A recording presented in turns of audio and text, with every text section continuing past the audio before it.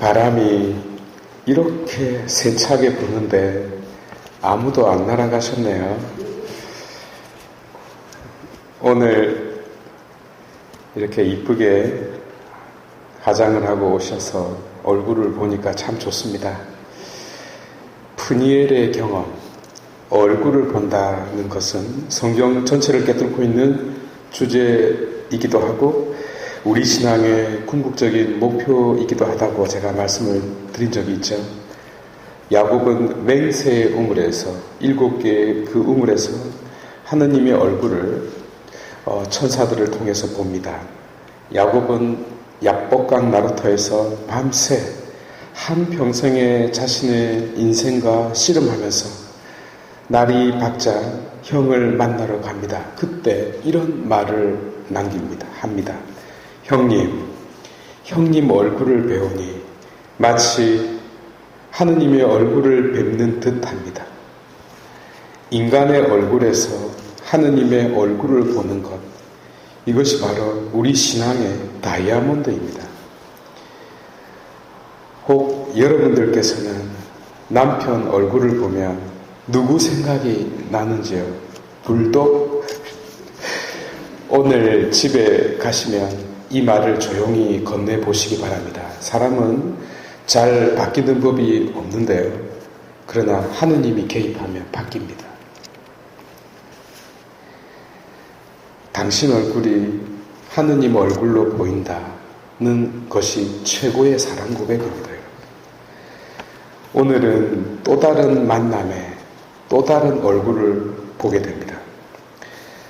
아주 오랫동안 이상가족이 된 것처럼 아버지와 아들이 만나야 더 늙어버린 아버지의 얼굴과 죽은 아들의 얼굴이 서로 마주칩니다.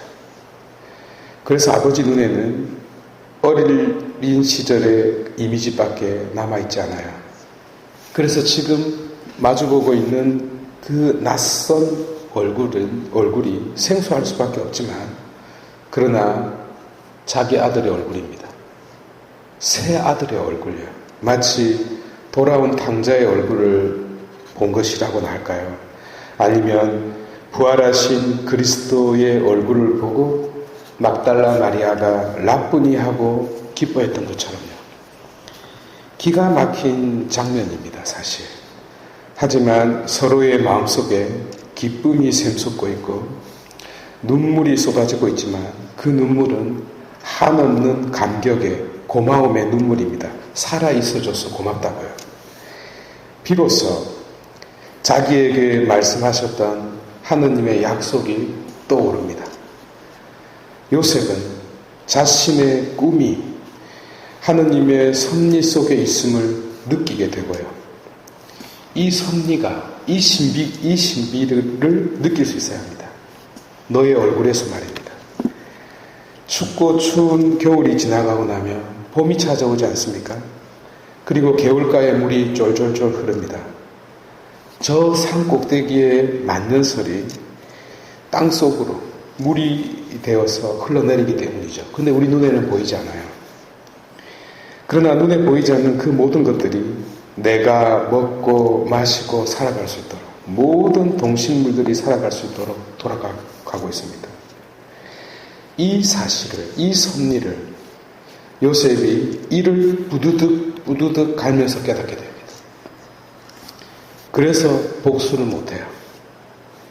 야곱은 자식보다 더 오래 살아서 어떻게 아브라함 할아버지, 이삭 아버지의 얼굴을 뵐 수 있을까? 라고 생각하면서 정말 번뇌 속에서 살았습니다. 그런데 이 만남을 통해서 이 섭리를 체험하게 되죠. 이를 눈으로 본 야곱은 이제 눈을 감을 수 있게 됩니다. 17년이 지난 어느 날 이집트 고센 지역에서 그는 유언을 남기죠. 마물에 맞은 쪽 막펠라 동굴에 나를 묻어달라고요. 헤브론에 있는. 거기에 누가 묻혀 있습니까? 아브라함과 사라, 이삭과 레베카, 그리고 자기가 손수 레아를 묻었습니다. 그리고 자기가 거기에 묻히게 해달라고 유언을 남겨요. 요셉의 무덤은 웨스트뱅크 나블루스에 있습니다. 출애굽 당시에 이스라엘 사람들이 첫 번째로 한 일이 요셉의 시신을 추스려서 데리고 가는 것이었습니다. 그때 뼈를 추스려서 가지고 간 곳이 바로 세켐입니다. 이 세켐은 야곱이 금 100개를 가지고 산 땅입니다. 이 세켐은 아브라함이 가나안에 들어와서 제단을 쌓은 곳이기도 하고요.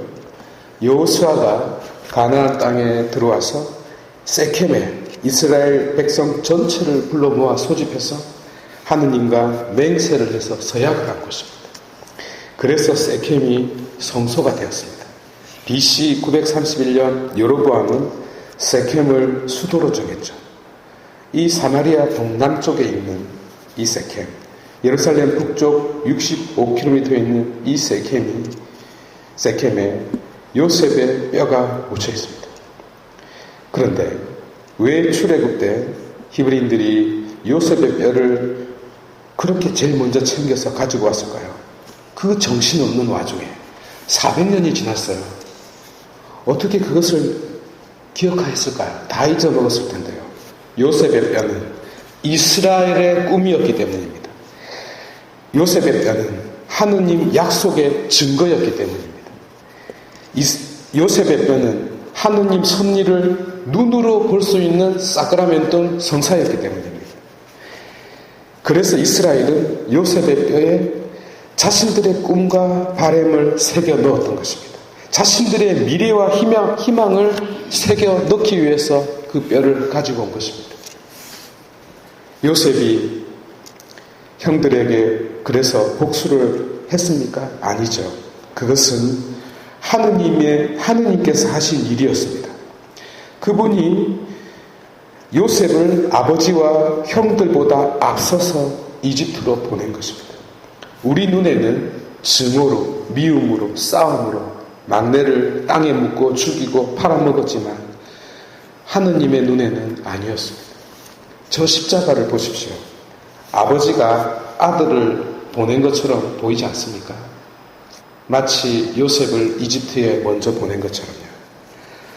많은 사람들에게 배척을 당해 저렇게 달려있지만, 그러나 사람들이 버린 돌이 모퉁이의 머릿돌이 되지 않았습니까? 그리고 세상 모든 미움과 증오로부터 화해의 다리를 놓지 않습니까? 하여 요셉은 말합니다. 하느님은 악을 선으로 바꾸신다. 저 십자가를 보십시오. 최고의 악이 최고의 선으로 바뀐 장면입니다. 참으로 존귀한 지세포 성도 여러분, 신앙은 이 보이지 않는 섭리를 변화무쌍한 우리 인생 안에서 체험하는 과정입니다. 비록 불행 속에, 고통 속에, 병고 속에, 혹은 이런저런 오해와 다툼 속에 허우적거릴지라도 그 안에는, 우리 인생 속에는 하느님께서 요셉의 꿈을 새겨 놓고 있는 중이라는 것을 잊어서는 안 됩니다. 우리 인생에서 그것을 체험하는 것이 바로 살아있는 신앙이라고 믿습니다.